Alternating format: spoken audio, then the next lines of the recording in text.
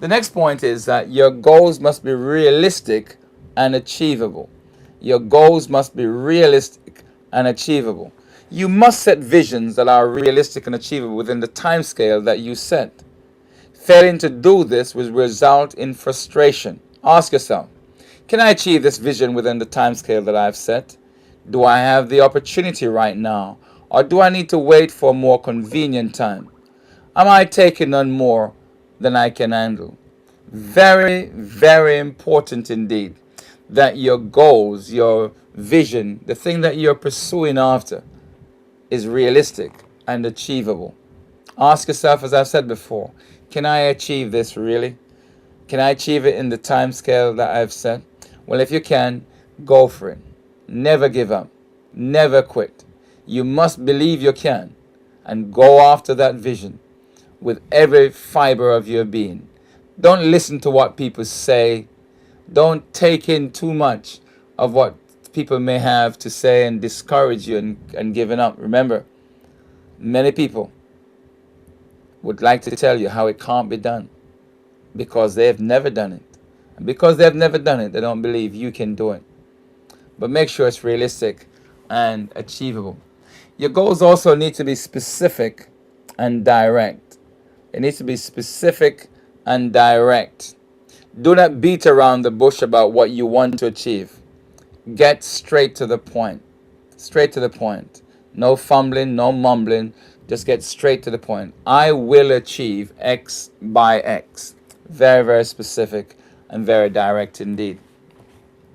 Another thought I'd like to share with you is about making sure that your goals are in harmony with your values. A value is defined as a thing that is of most worth or importance to you. A value is defined as a thing that is of most worth or importance to you.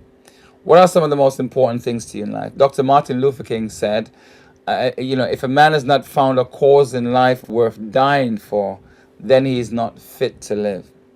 It's no use you saying, well, I will, earn £50,000 a year, but you're going to, achieve that by stealing or by walking over people when that go against your values. In other words, you have a value that says, I will be honest at all time. Well, if you're going to be honest, then you're going to make sure you get your money by honest means and not to deceive, manipulate, or sidetrack people to do so. So you want to make absolutely certain that your vision is in harmony with your values. Very, very important indeed.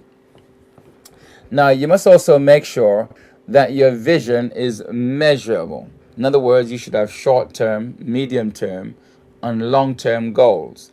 So at least if you say that you're going to achieve this goal in 5 years, we can know what you need to achieve in 1 year, in 2 years, or even on a monthly, weekly, or even daily basis. So we can measure exactly where you are. It's like think of it like a ruler, if you like, with inches on that, 12 inches. So you can actually measure where you are on that ruler anytime. So you need to make sure that your goals are measurable, short-term, medium-term, long-term goals that the team understands, so they know exactly where they ought to be at a specific moment in time. Very, very important indeed. If the vision is to be accomplished in 5 years' time, list all of the stepping stones to get there. Okay? List them. Very, very important. Finally, I want to share this thought with you. Make sure that your goals are positively stated, not negatively stated, positively stated. It's no use saying, I would like to, or I hope that we will. If everything works well, then, we hope that we will achieve that goal. No, no, no, no. You want to state your goals in a positive sense by saying, we will achieve this particular project by X time. We will, or I will.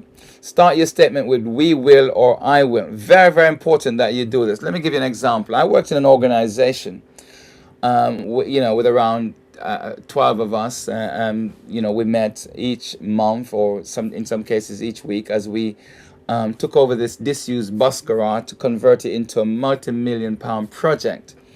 And the London Transport gave us 6 months in order to raise 1.8 million pounds. Now, most of the people in that meeting, that is at least 11 of us, had no formal education that we can boast about. Yet we were given 6 months to raise 1.8 million. Just a little bit more background about us.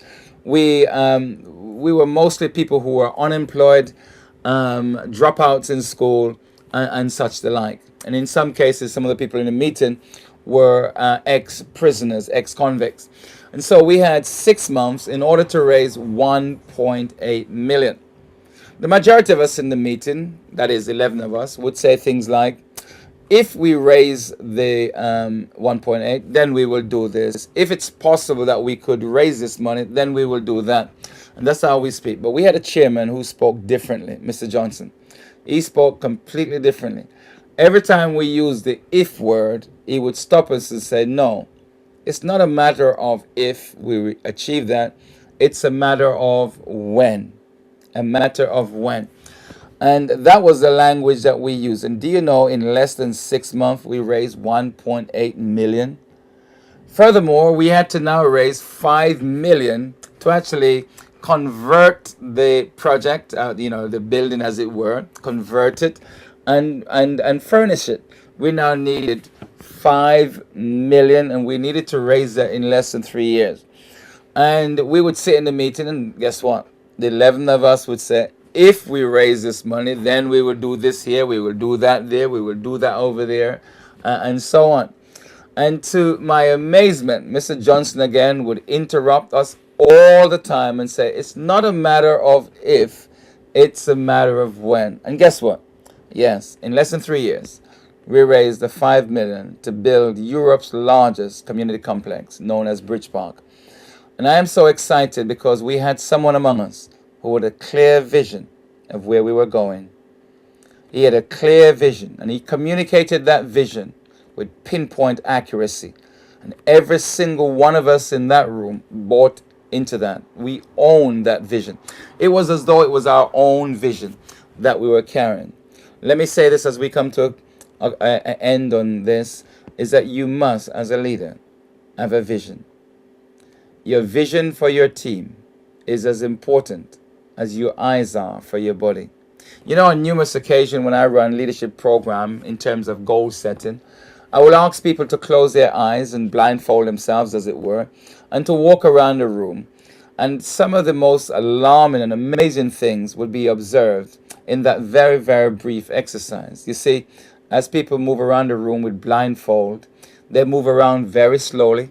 They're bumping into other people. They're falling over chairs and hurting themselves, bumping into not just people, but into objects and so on and so forth. And then I would ask them to take the blindfold off and just to walk around the room. And you'd be amazed at the speed in which they're able to move without bumping into anyone or falling over anyone or bumping into chairs or objects and such the like. Now, this is exactly what happens to a leader who has no vision. He moves around very slowly, doesn't get much done, lots of frustration, people getting in the way of others. I want to say this to you. Make sure, as a leader, you have a clear vision that is written and that is agreed by everyone, one that is realistic and achievable. Make absolutely certain that you have one, because I want to repeat from the wise man Solomon, the king of Israel, when he said, where there is no vision, the people perish, but happy are they that keep the law. Remember, the law of gravity states, every time I let this pen go, it's going to fall. The law of the vision is, if you don't have one, you will perish. You will struggle. You will suffer. You will waste a lot of time. You will waste a lot of money. And you will waste other people's time also. It becomes very embarrassing for you over a period of time. But a leader like Richard Branson and others who have a clear vision of where they're going is a leader that is very, very effective and efficient and very productive. I want to say thank you for tuning into session 2 of Pursuing Excellence in Leadership.